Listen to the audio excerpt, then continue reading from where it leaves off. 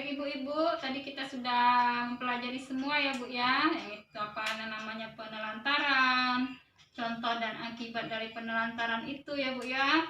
Terus itu akibat eksploitasi, pengertian dan contoh-contoh eksploitasi, cara mencegah eksploitasi terhadap anak ya Bu ya. Mengerti semua Bu? Mengerti. Ada yang mau ditanyakan nggak Bu sebelum kita melanjutkan ke berikutnya? Tidak ada. Oke. Kita untuk itu kita nonton film lagi ya Bu ya. Mau ya Bu ya? Oke, kita sama-sama nonton film. Ini ada film tentang mengisahkan anak seorang becak.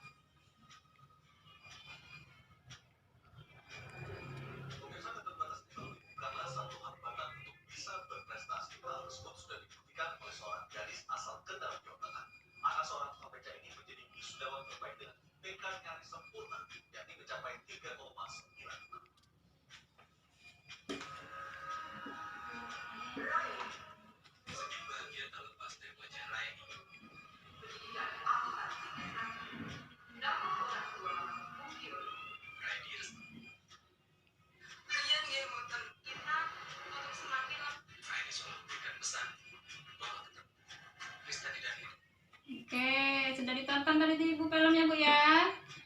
Coba saya mau bertanya kepada Ibu Dedeu. Apa Bu yang diceritakan dalam film tadi Bu? Kita anak tukang becak yang lulus sarjana dengan nilai terbaik. Oke, pinter. Kita kasih tepuk pintar dulu kepada Ibu Dewi. Ayo, tepuk pintar. Pintar, pintar. Pintar, pintar. Pintar. Oke, makasih ya Bu ya atas jawabannya Bu ya. Ya, di film tadi diceritakan ada anak tukang beca, anak bapak saya tadi Bu, Margiono ya Bu ya, yang bernama Reni, yang dengan keterbatasan ekonominya tapi dia bisa melanjutkan kuliahnya ke perguruan tinggi dan akhirnya dia bisa wisuda sebagai sarjana ekonomi dengan IPK 3,9 ya Bu ya. Kalau menurut ya Bu ya.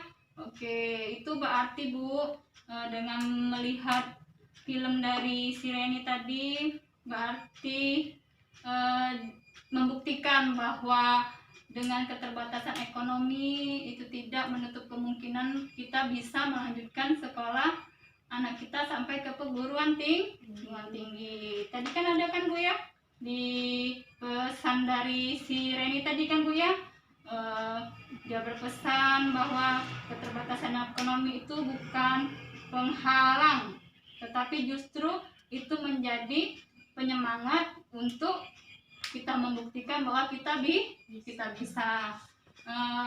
Ibu-ibu mau nggak Bu seperti itu? Mau ya Bu ya, kita harus semangat ya Bu ya dalam mendidik anak kita ya Bu ya. Kalau dia pengen sampai ke perguruan tinggi kita dukung Bu, jangan karena kita mempunyai keterbatasan ekonomi kita menjadi dia patah semangat. Oke. Untuk selanjutnya Bu, coba kita lihat di atas ya Bu ya. Itu di poster ada manfaat akte kelahiran. Ada yang bisa membantu saya untuk membacakannya Bu? Coba untuk Ibu Dedeu dibaca dulu. Manfaat akte kelahiran: 1. Identitas sah anak. 2. Memastikan asal-usul anak. 3. Mendapatkan layanan kesehatan dan pendidikan bagi anak. 4. Mencegah pernikahan anak sebelum usia 18 tahun. 5. Kepastian mendapatkan hak waris. 6. Sebagai dasar pembuatan dokumen lainnya, KK, KTP, SIM, paspor, dan lain-lain. 7. Dan lain-lain. Oke, itu manfaat dari akte kelahiran Bu ya. Nah, itu terus ada pesan-pesan kunci yang sudah kita pelajari dari tadi tentang penelantaran, eksploitasi, pesan-pesan kunci. Ada 4 pesan. Coba Ibu Rahma dibaca Bu. Apa aja Bu? Coba ininya. Yang ada pesan-pesan kunci yang di poster ini Bu. Baca Bu. Pesan-pesan kunci. 1. Tidak memenuhi hak-hak anak dalam penelantaran anak. 2. Sebagai orang tua kita harus melakukan pencegahan terhadap penelantaran. 3. Segala bentuk pemanfaatan anak untuk mendapatkan keuntungan materi maupun bukan materi adalah eksploitasi anak. 4. Orang tua wajib melakukan pencegahan terhadap eksploitasi.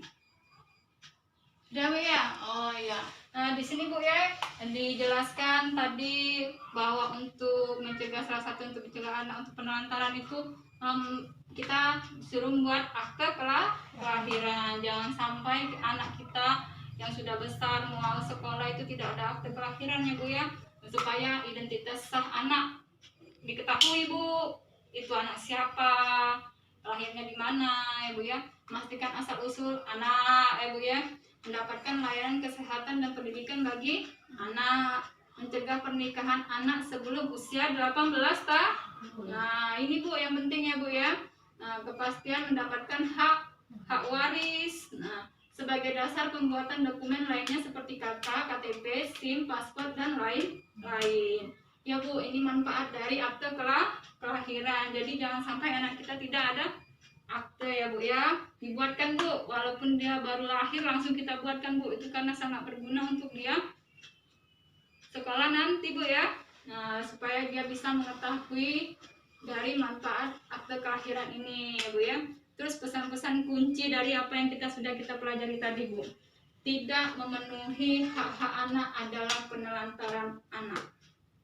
Diingat ya Bu ya, tidak memenuhi hak-hak anak adalah penelantaran anak. Contohnya tadi apa? Tidak memenuhi hak anak tadi, tidak memberikan dia, mengizinkan dia bermain, tidak memberikan hak dia untuk bersekolah, mendapatkan pendidikan ya Bu ya. Itu termasuk penelantaran anak. Terus itu sebagai orang tua kita harus melakukan pencegahan terhadap penelantaran. Jangan kita lakukan Bu ya hal-hal yang sudah kita pelajari tadi kepada anak kita Bu ya, supaya anak kita tidak terlantar. Terus itu segala bentuk pemanfaatan anak untuk mendapat keuntungan materi maupun bukan materi adalah eksploitasi anak. Sudah mengerti tadi kan Bu, eksploitasi anak Bu? Ya. Jadi minta tolong Bu sama anak, walaupun kondisi kita gimana, ekonomi kita kurang, jangan sampai kita mengeksploitasi anak. Terus orang tua wajib melakukan pencegahan terhadap eksploitasi. Nah Bu, ini Bu, kita cegah ya Bu ya eksploitasi ya Bu ya. Jangan sampai anak itu kita eksploitasi buat mendapatkan keuntungan kita. Oke, sudah mengerti ya Bu? Ada yang mau bertanya Bu? Sudah mengerti semua ya Bu ya? Kalau sudah mengerti semua, ini ada tugas untuk ibu-ibu diisi di rumah. Tugas ini nanti ya Bu, ya, Ibu isi bersama keluarga ya Bu ya. Penugasan ini diisi bersama di dalam anggota keluarga tersebut. Di rumah Ibu ada siapa aja Bu? Ada suami, anak ya Bu ya. Diisi bersama-sama ya Bu ya. Ini Bu lembar kerjanya Bu ya. Nanti saya jelaskan gimana mengisinya Bu. Nah di lembar kerja itu ada nama ayah ya, nama suami Ibu ya Bu. Terus nama Ibu. Nah ada nama anak Ibu ya Bu ya. Nah di sini ada cara mencegah penelantaran dan eksploitasi anak ya Bu ya. Nah Ibu yang lain mengerti ya Bu ya? Sudah dilakukan, belum dilakukan, kapan akan dilakukan, itu diisi ya Bu ya, sampai dari nomor 1 sampai nomor 12. Kalau pada kolom yang mau diisi itu dicentang aja Bu ya, dicentang aja Bu ya. Yang diisinya mana, contohnya memberi waktu bermain untuk anak, sudah dilakukan Bu?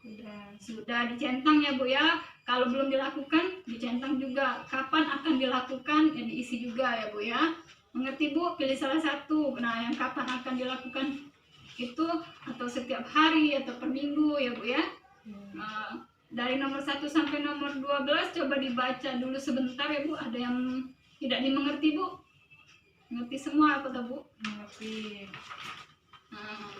Mengerti ya Bu ya? Nah, tugas ini Bu, minggu depan saya akan tanyakan dan dikumpul untuk minggu Jangan lupa ya Bu, dikerjakan Bu ya. Sebelumnya masih adakah yang mau bertanya, Bu? Tidak ada ya, Bu ya. Tugasnya juga sudah mengerti ya, Bu ya. Kalau begitu untuk sesi 12 ini kita tutup ya, Bu ya. Sampai di sini pembelajaran kita hari ini. Semoga apa yang kita pelajarin hari ini bisa kita terapkan di rumah ya, Bu ya. Ibu-ibu sudah mengerti dan mengetahui bagaimana cara mencegah dan apa contoh-contohnya tadi ya, Bu ya. Minta tolong diterapkan di rumah. Bisa ya, Bu, menerapkannya, Bu, di rumah, Bu? Bisa.